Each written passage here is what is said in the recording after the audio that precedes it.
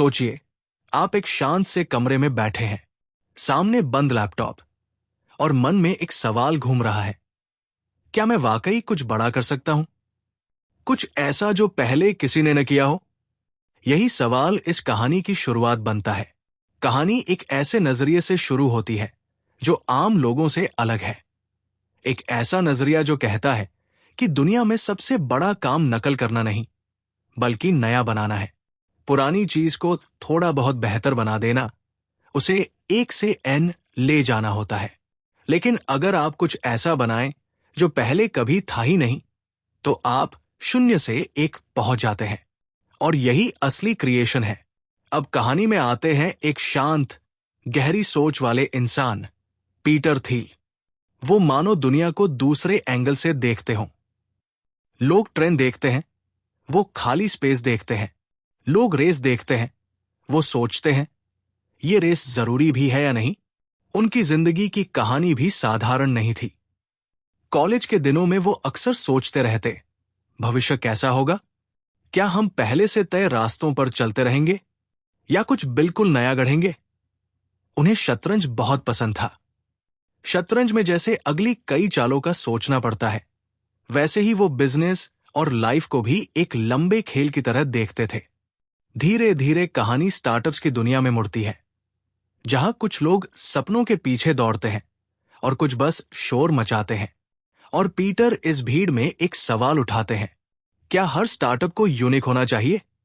और फिर खुद ही जवाब देते हैं, हां, वरना वो बस भीड़ का हिस्सा बनकर रह जाएगा। वो कहते हैं, अगर आप कोई कंपनी शुरू करते हैं और पहले दिन से ही आपको लगता है कि 100 और लोग वही काम कर रहे हैं, तो समझिए आप रेस जीत भी जाए तो भी मंजिल छोटी ही रहेगी। असली जीत वहां है जहां कोई रेस ही ना हो, जहां आप अकेले खिलाड़ी हों। यही है मोनोपोली, लेकिन वो घटिया वाला नहीं जो लोगों का शोषण करे, बल्कि वो जो इतना अच्छा हो कि कोई मुकाबला कर ही ना पाए। अब जरा उनके सफर में चलते हैं। जब उन्होंने पेपैल शुरू किया, उस वक्त ऑनलाइन पेमेंट एक बड़ा सवाल था। लोग डरते थे, क्या पैसे सुरक्षित रहेंगे? क्या धोखा तो नहीं हो जाएगा? लेकिन पीटर और उनकी टीम ने सोचा, अगर हम इस डर को दूर कर दें, अगर लोगों को यकीन हो जाए कि ऑनलाइन पेमेंट आसान भी है और सुरक्षित भी, तो दुनिया बदल जाएगी। और सच में धीरे धीरे पेपैल सिर्फ एक प्रोडक्ट नहीं रहा, वो एक विश्वास बन गया। ये काम आसान नहीं था। रोज नई दिक्कतें, नई चुनौतियां, कभी हैकर्स, कभी कानून, कभी टेक्निकल गड़बड़ी। लेकिन हर रात के बाद सुबह होती रही और एक दिन पेपैल इतना बड़ा हो गया कि पूरी दुनिया उसका नाम जानने लगी। लेकिन यहां कहानी सिर्फ पेपैल की नहीं, बल्कि उस सोच की है जो कहती है कि भीड़ जहां जाए वहां हमेशा सच नहीं होता। किताब में एक और गहरी बात आती है, कॉन्ट्रेरियन थिंकिंग, यानी उल्टा सोचना। पीटर लोगों से पूछते हैं, बताओ, ऐसी कौन सी सच्चाई है जिस पर बहुत कम लोग यकीन करते हैं, लेकिन तुम करते हो? यही सवाल हमें सोचने पर मजबूर करता है, क्योंकि जो लोग बहाव के साथ बहते हैं, वो सुरक्षित तो रहते हैं, लेकिन दूर तक नहीं जाते। और जो लोग अपने रास्ते खुद बनाते हैं, वो दुनिया बदल देते हैं। कहानी आगे बढ़ती है और हमें समझाती है कि फ्यूचर अपने आप नहीं बनता, उसे कोई बनाता है, आप, हम जैसे लोग। लेकिन उसके लिए हमें सोचना पड़ता है, प्लान करना पड़ता है। सिर्फ देखते हैं क्या होता है कहकर नहीं चलता। पीटर कहते हैं, 2 तरह के लोग होते हैं। एक वो जो कहते हैं, भविष्य अनिश्चित है, बस जो मिलेगा देखेंगे। दूसरे वो जो बैठकर गहराई से सोचते हैं, मैं चाहता क्या हूं और कैसे बनाऊंगा। दूसरी कैटेगरी के लोग ही असली क्रिएटर होते हैं। उनका मानना है कि अगर आपकी कंपनी के पास कोई सीक्रेट नहीं, कोई अनोखा फायदा नहीं, तो वो गिर जाएगी। क्योंकि जहां प्रतियोगिता होती है, वहां प्रॉफिट कम होता जाता है, जबकि जहां आप अकेले होते हैं, वहां असली वैल्यू बनती है। फिर कहानी हमें ले जाती है स्टार्टअप टीम की दुनिया में। पीटर बताते हैं, कंपनी सिर्फ एक प्रोडक्ट नहीं होती, कंपनी बनती है एक दूसरे पर भरोसा करने वाले लोगों से। वो कहते हैं सही लोग चुनना सबसे बड़ा फैक्टर है। एक मजबूत टीम में लोग सिर्फ पैसे के लिए नहीं आते, वो एक मिशन के लिए आते हैं। और अगर मिशन सच्चा हो तो लोग उसके लिए अपना दिल लगा देते हैं। धीरे धीरे कहानी इस बात पर पहुंचती है कि हर बड़ी कंपनी की जड़ में कोई गहरा सीक्रेट होता है, कुछ ऐसा जो दुनिया ने अभी नहीं समझा, और वही चीज उसे आगे बढ़ाती है। जैसे गूगल का सीक्रेट, इंटरनेट पर जानकारी को इतने स्मार्ट तरीके से व्यवस्थित करना कि दुनिया वही आकर रुके। फेसबुक का सीक्रेट, लोगों के रिश्तों को एक प्लेटफॉर्म पर ले आना। पेपैल का सीक्रेट, ऑनलाइन पैसे को भरोसे लायक बनाना। और पीटर कहते हैं अगर आपकी कंपनी के पास ऐसा कोई अनोखा सच नहीं तो उसे बनाने का कोई मतलब नहीं। अब कहानी धीरे धीरे हमें अपने जीवन पर सोचने पर मजबूर करती है। हम खुद से पूछने लगते हैं, क्या मैं सिर्फ नकल कर रहा हूं या मैं सच में कुछ नया बना सकता हूं? और यहीं से असली ट्रांसफॉर्मेशन शुरू होता है। कहानी यही खत्म नहीं होती, बल्कि यहीं से वो असली सफर शुरू होता है, जहां हम समझते हैं कि 0 to 1 सिर्फ बिजनेस की किताब नहीं, बल्कि सोचने का एक नया तरीका है। जैसे कोई कह रहा हो, रुको, सांस लो, और फिर जरा ध्यान से देखो कि तुम क्या कर रहे हो और क्यों कर रहे हो। पीटर बताते हैं कि लोग अक्सर मान लेते हैं कि जो भी नया बनना था वो बन चुका है। जैसे हम सोचते हैं टेक्नोलॉजी बस फोन, इंटरनेट, एप्स तक ही सीमित है। लेकिन वो कहते हैं नहीं, असली खोज अभी बाकी है। क्योंकि जब कोई इंसान एकदम नई दिशा में सोचता है तब दुनिया शून्य से एक की छलांग लगाती है, और यही छलांग इतिहास बदल देती है। वो एक दिलचस्प बात बताते हैं, हम सबको बचपन से सिखाया जाता है कि कड़ी मेहनत करो, अच्छे ग्रेड लाओ, अच्छी नौकरी पाओ, लेकिन कोई ये नहीं सिखाता कि सोचो भी। यानी मेहनत करना काफी नहीं होता। अगर आप गलत दिशा में बहुत मेहनत कर रहे हो तो आप बस तेजी से गलत रास्ते पर भाग रहे हैं। यही वो एक गहरी कहानी जैसी बात कहते हैं। भीड़ का पीछा करना सबसे आसान है, लेकिन सबसे खतरनाक भी। क्योंकि जब लाखों लोग एक ही काम के पीछे भागते हैं तो जगह कम होती जाती है और फायदा भी। इसलिए वो पूछते हैं, क्या तुम वही कर रहे हो जो सब कर रहे हैं, या कुछ ऐसा जो सिर्फ तुम कर सकते हो? अब कहानी आती है कंपनियों की स्ट्रक्चर पर। एक अच्छी कंपनी कैसी होती है? वो कहते हैं अच्छी कंपनी वही होती है जहां लोग एक दूसरे को अच्छे से जानते हैं, भरोसा करते हैं और एक विजन शेयर करते हैं। ये कोई विशाल फैक्ट्री नहीं होती जहां लोग बस नौकरी करने आते हैं और चले जाते हैं। ये एक छोटे से ग्रुप की तरह होती है जहां हर कोई कह सकता है, ये मेरा भी मिशन है। पीटर के लिए स्टार्टअप सिर्फ पैसा कमाने का तरीका नहीं, बल्कि भविष्य बनाने का रास्ता है। वो मानते हैं कि असली उद्यमी वो नहीं जो बस मार्केट में घुस जाता है, बल्कि वो जो मार्केट ही नया बनाता है। अब सोचिए, अगर आप एक नया स्टार्टअप शुरू कर रहे हो तो सबसे पहले आप क्या सोचते हैं?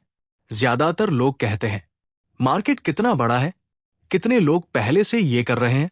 लेकिन पीटर कहते हैं गलत सवाल। पहला सवाल होना चाहिए, क्या मैं ऐसी समस्या सुलझा रहा हूं जिसे कोई और सही तरह से सुलझा नहीं पा रहा? क्योंकि अगर जवाब हां है तो भविष्य आपका है। किताब में वो बताते हैं कि स्टार्टअप्स अक्सर एक गलती करते हैं, बहुत जल्दी बहुत बड़ा बनने की कोशिश, जैसे कोई छोटी नाव सीधे तूफान में कूद जाए। वो कहते हैं पहले एक छोटा सा बेहद स्पेसिफिक मार्केट पकड़ो, उसमें इतने अच्छे बनो कि लोग तुम्हारे बिना रह ही न सके, फिर धीरे धीरे बढ़ो। यानी पहले एक छोटे से शहर के राजा बनो, फिर पूरी दुनिया की ओर बढ़ो। अब कहानी हमें टेक कंपनियों की तरफ ले जाती है।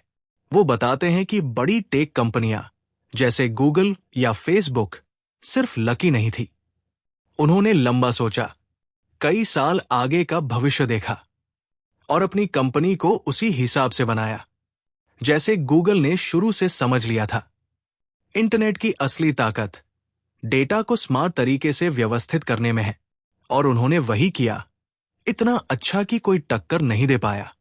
इस जगह वो डिफेंस की बात करते हैं, यानी वो चीज जो आपकी कंपनी को कॉपी होने से बचाए। कभी ये टेक्नोलॉजी होती है, कभी नेटवर्क इफेक्ट, कभी ब्रांड, कभी डिस्ट्रीब्यूशन, लेकिन कुछ न कुछ ऐसा होना चाहिए जो आपको दूसरों से अलग करे।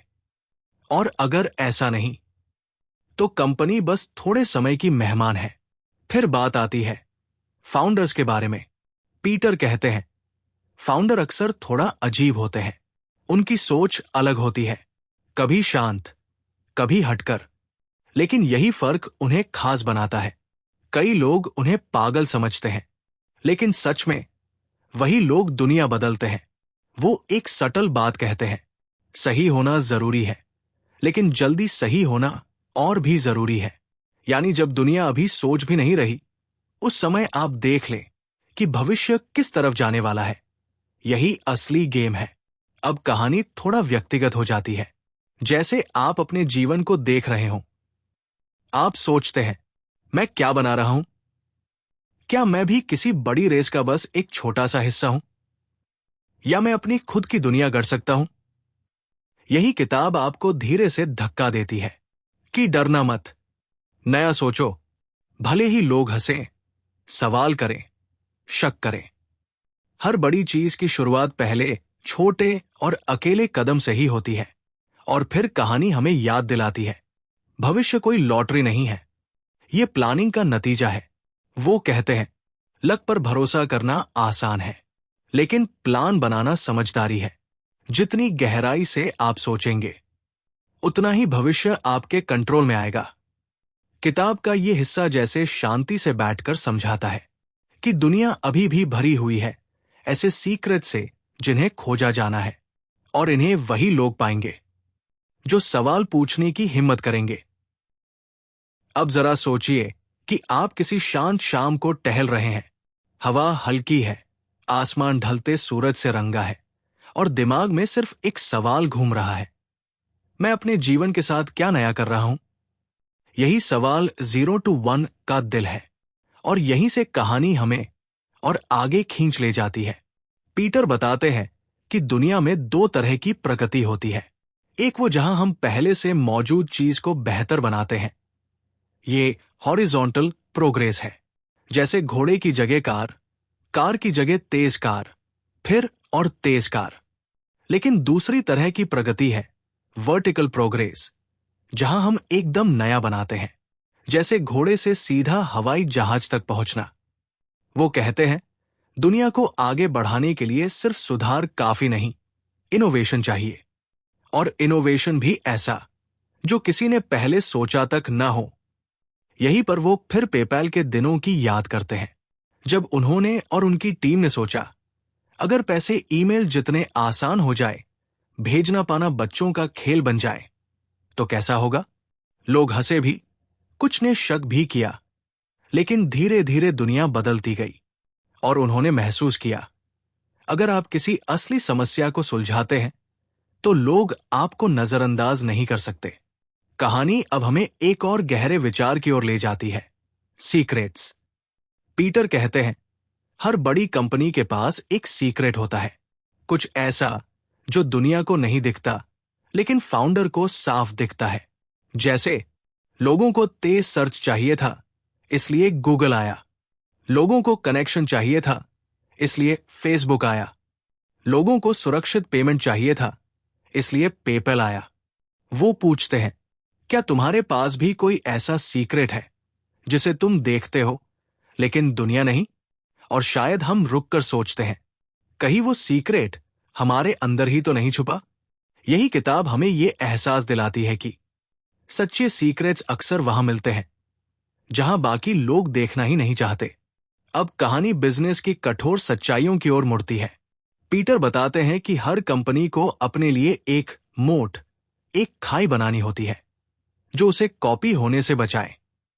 ये मोट कभी टेक हो सकती है, कभी ब्रांड, कभी यूजर्स का नेटवर्क, कभी कॉस्ट एडवांटेज। जैसे फेसबुक पर आपका पूरा सोशल लाइफ है, आप उसे छोड़कर कहीं और क्यों जाएंगे? यही नेटवर्क इफेक्ट है। और नेटवर्क इफेक्ट वही बनता है जहां जितने ज्यादा यूजर्स आते हैं उतनी ज्यादा वैल्यू बनती जाती है। ये कोई छोटी बात नहीं, ये असली ताकत है। अब कहानी इंसानों की दुनिया में लौटती है, टीम की तरफ। पीटर कहते हैं, कंपनी ज्यादातर लोगों का एक समूह नहीं होती, बल्कि कुछ सही लोगों का एक छोटा सा परिवार होती है। वो कहते हैं, अगर टीम में विश्वास है तो पहाड़ भी हिल सकते हैं, लेकिन अगर टीम बिखरी हुई है तो शानदार आइडिया भी डूब जाता है। उनके अनुसार फाउंडर्स और शुरुआती टीम के लोग सिर्फ काम नहीं करते, वो मिशन में जीते हैं। पेपैल में भी ऐसा ही था। टीम के लोग सिर्फ ऑफिस नहीं आते थे, उन्हें लगता था कि वे सचमुच दुनिया बदल रहे हैं। यही जुनून कंपनी को आगे ले जाता है। फिर एक और बात आती है, कल्चर यानी कंपनी का माहौल। वो कहते हैं, अच्छी कंपनी का कल्चर ऐसे नहीं बनता कि दीवारों पर मोटिवेशनल कोट्स लगा दिए जाए।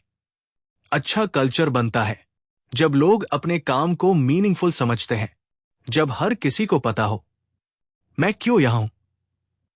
अब कहानी हमें एक गहरे, लगभग दार्शनिक मोड़ पर ले जाती है। फ्यूचर का सवाल। पीटर के अनुसार भविष्य दो तरह का हो सकता है। एक, जहां सब कुछ रैंडम है, कुछ भी हो सकता है, बस किस्मत।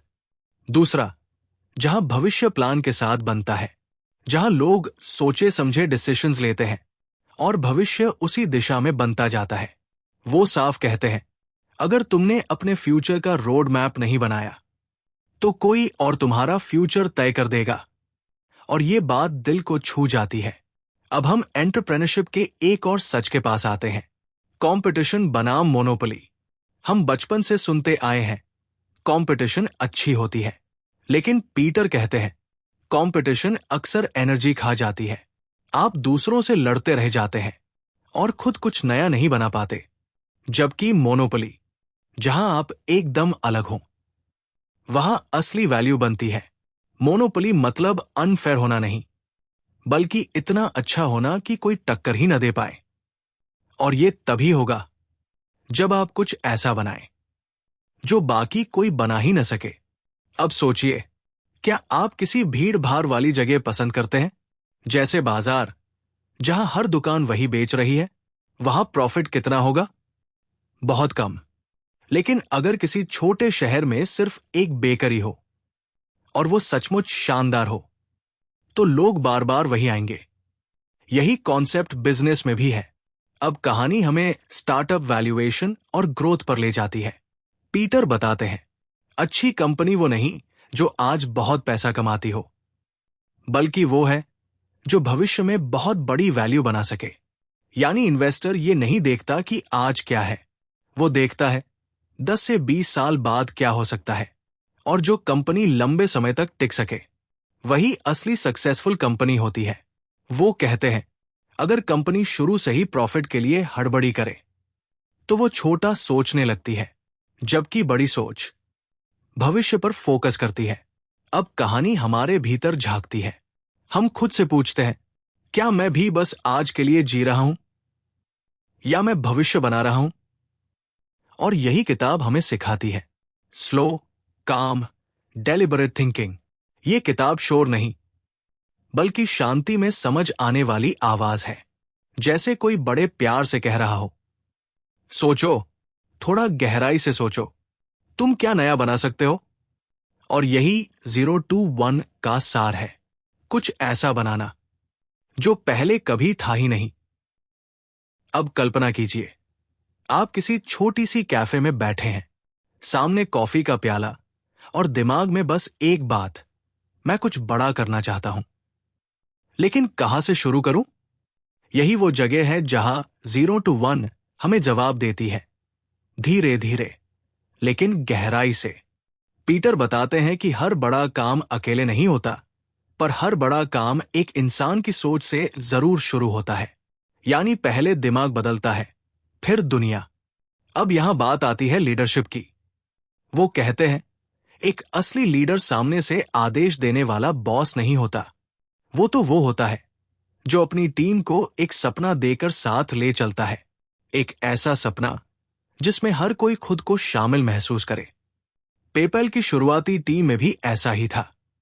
लोग सिर्फ सैलरी के लिए नहीं आए थे, बल्कि इसलिए कि उन्हें लगता था हम कुछ बड़ा कर रहे हैं, और यही भावना कंपनी को सफल बनाती है। फिर पीटर एक महत्वपूर्ण सच बताते हैं, फोकस ही ताकत है। वो कहते हैं कई स्टार्टअप एक साथ 10 काम शुरू करते हैं और फिर किसी में भी नंबर 1 नहीं बन पाते, जबकि असली सफलता आती है जब आप एक ही चीज पकड़कर उसमें पूरी जान लगा देते हैं। जैसे कोई तीरंदाज जो तीर नहीं चलाता, बल्कि एकदम सही निशाने पर सिर्फ एक तीर छोड़ता है। अब हम आते हैं मिशन और पैशन पर। किताब कहती है सिर्फ पैसे कमाना अगर लक्ष्य है तो कंपनी ज्यादा दूर नहीं जा पाएगी। पैसा एक परिणाम है, लेकिन शुरुआत हमेशा एक बड़े उद्देश्य से होती है, जैसे लोगों को ज्यादा कनेक्ट करना, चीजों को आसान बनाना, जिंदगी को बेहतर करना, समस्याएं खत्म करना। यही असली मिशन है, और जब मिशन सच्चा हो तो लोग खुद ही जुड़ते जाते हैं। अब कहानी हमें टेक्नोलॉजी की ताकत बताती है। पीटर कहते हैं टेक्नोलॉजी सिर्फ गैजेट्स नहीं, बल्कि वो तरीका है जिससे हम कम संसाधनों में ज्यादा कर सकते हैं। टेक्नोलॉजी हमें सक्षम बनाती है 0 से 1 जाने में, और जो देश, समाज या व्यक्ति टेक्नोलॉजी एम्ब्रेस नहीं करते, वे धीरे धीरे पीछे रह जाते हैं। यही कारण है कि भविष्य उन्हीं का है जो सीखते रहते हैं, बनाते रहते हैं और नए रास्ते खोजते रहते हैं। अब हम आते हैं एक दिलचस्प विषय पर, सेल्स और डिस्ट्रीब्यूशन। कई लोग सोचते हैं अगर प्रोडक्ट अच्छा है तो खुद ब खुद बिक जाएगा, लेकिन पीटर कहते हैं नहीं, ऐसा नहीं होता। दुनिया शानदार प्रोडक्ट से भरी पड़ी है जो असफल हो गए सिर्फ इसलिए कि किसी ने उन्हें सही तरीके से लोगों तक पहुंचाया ही नहीं। सेल्स एक कला है, लोगों को समझना, उनका भरोसा जीतना और उन्हें बताना कि आपका प्रोडक्ट उनकी जिंदगी कैसे बदल सकता है। लेकिन अच्छी सेल्स शोर नहीं करती, वो भरोसा बनाती है। अब कहानी हमें एक और मोड़ पर ले जाती है, पार्टनरशिप्स और रिश्तों की ओर। पीटर कहते हैं किसके साथ काम कर रहे हो ये उतना ही महत्वपूर्ण है जितना कि क्या काम कर रहे हो। गलत लोग सही आइडिया को भी बर्बाद कर सकते हैं, और सही लोग मुश्किल हालात को भी मौके में बदल देते हैं। इसलिए वो कहते हैं अपनी शुरुआती टीम चुनते वक्त इतना ध्यान दो जैसे अपने जीवन साथी का चुनाव कर रहे हो, क्योंकि स्टार्टअप बस कंपनी नहीं, एक लॉन्ग टर्म कमिटमेंट है। अब यहां एक गहरी बात आती है, फियर और डाउट की। हर बड़ा सपना डर के साथ आता है। क्या ये काम करेगा? क्या लोग हंसेंगे? क्या मैं असफल हो जाऊंगा?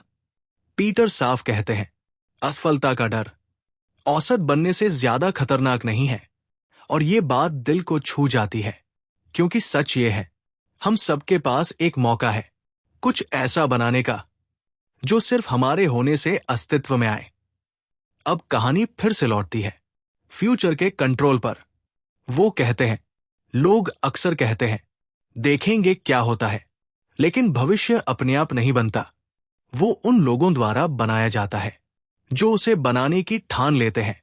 पीटर बार बार यही समझाते हैं, लॉन्ग टर्म विजन रखो, आज के छोटे फायदों में मत उलझो। सोचो 10 साल बाद तुम कहां होना चाहते हो, और फिर आज से ही उस दिशा में चलना शुरू कर दो। अब कहानी एक खूबसूरत विचार पर ठहरती है, ऑप्टिमिज्म। लेकिन वो कहते हैं ऑप्टिमिज्म भी 2 तरह का होता है। एक, खाली आशावाद, सब अच्छा होगा। दूसरा, डिजाइन किया हुआ आशावाद, सब अच्छा होगा क्योंकि मैं अभी से उसके लिए काम कर रहा हूं। और असली बदलाव दूसरी श्रेणी के लोगों से आता है। अब हम इस कहानी में खुद को ढूंढने लगते हैं। हम सोचते हैं क्या मैं बस जिंदगी काट रहा हूं, या मैं सचमुच कुछ बना रहा हूं? और तभी किताब हमें प्रेरणा देती है कि दुनिया अभी भी नए आइडियाज के लिए खुली है। हर दिन अनगिनत समस्याएं हैं जो सुलझाए जाने का इंतजार कर रही है, और शायद उन्हें सुलझाने वाला कोई और नहीं, आप ही हो। अब जरा अपने जीवन को जैसे किसी फिल्म की तरह देखिए। आप बचपन से बड़े होते हैं, स्कूल, कॉलेज, नौकरी, जिम्मेदारियां, और फिर एक दिन अचानक महसूस होता है कि दुनिया जैसी है वैसी ही क्यों है? क्या इसे बेहतर नहीं बनाया जा सकता? क्या मैं इसमें कोई नया रंग नहीं जोड़ सकता? 0 to 1 यहीं पर अपना सबसे गहरा संदेश देती है। दुनिया पहले से बनी हुई चीज नहीं है, ये लगातार बनती जा रही है, और इसे बनाने में आपका भी हिस्सा हो सकता है। पीटर कहते हैं, हम अक्सर ये मान लेते हैं कि जो रास्ते पहले लोगों ने अपनाए हैं वही सही है। डॉक्टर बनो, इंजीनियर बनो, नौकरी करो, ईएमआई भरो, रिटायर हो जाओ। लेकिन सच्चाई ये है, सुरक्षित रास्ते हमेशा सही रास्ते नहीं होते। कभी कभी नया रास्ता ही असली मंजिल तक ले जाता है। यही वो करियर और जीवन की रणनीति की बात करते हैं। वो कहते हैं, अपने लिए ऐसा काम चुनो जहां तुम एकदम अनोखे हो, जहां तुम्हारी स्किल्स, तुम्हारा जुनून और दुनिया की जरूरत तीनों मिल जाए। इसे वो अलाइनमेंट कहते हैं, यानी तुम वही कर रहे हो जिसके लिए तुम बने हो। अब कहानी हमें फिर पेपैल माफिया की ओर ले जाती है। उन लोगों की टोली जो पेपैल के बाद अनगिनत बड़ी कंपनियां बनाने लगे। Tesla, SpaceX, LinkedIn, Palantir. ये कोई जादू नहीं था, ये था एक माइंडसेट का असर। एक दूसरे से सीखना, रिस्क लेना, लॉन्ग टर्म सोचना, और सबसे महत्वपूर्ण, मौका बनाना बजाय मौके का इंतजार करने के। पीटर बताते हैं, जिंदगी में हर इंसान के पास कुछ ही मौके आते हैं, लेकिन कुछ लोग उन्हें पहचान नहीं पाते, और कुछ लोग अपने दम पर मौके गढ़ लेते हैं। अब बात आती है तैयारी की। किताब कहती है, अच्छी किस्मत भी अक्सर अच्छी तैयारी की देन होती है। तुम जितना सीखोगे, जितना सोचोगे, जितना अपने दिमाग को खोलोगे, उतने ही मौके तुम्हें दिखने लगेंगे जो अभी दिखाई नहीं दे रहे। और यही 0 to 1 की खूबसूरती है। ये हमें तैयार करती है नया देखने के लिए, नया सोचने के लिए। अब कल्पना करो, एक युवा लड़का या लड़की जो किसी छोटे शहर में रहता है, जहां बड़ा सपना देखना कभी कभी मजाक लगता है, लेकिन उनके दिल में आग है कुछ अलग करने की। ये किताब जैसे उनके कंधे पर हाथ रखकर कहती है, डरो मत। अगर तुम्हारा आइडिया सच्चा है तो दुनिया एक दिन उसे समझेगी। अब बात आती है कठिन फैसलों की। हर बड़ा सपना किसी किसी मोड़ पर कठिन निर्णय मांगता है, जैसे सिर्फ जॉब छोड़नी या नहीं, रिस्क लेना या नहीं, नए रास्ते पर चलना या पुराना पकड़े रहना। पीटर साफ कहते हैं, जीवन में बड़ा बनने के लिए कभी कभी कंफर्ट जोन तोड़ना पड़ता है।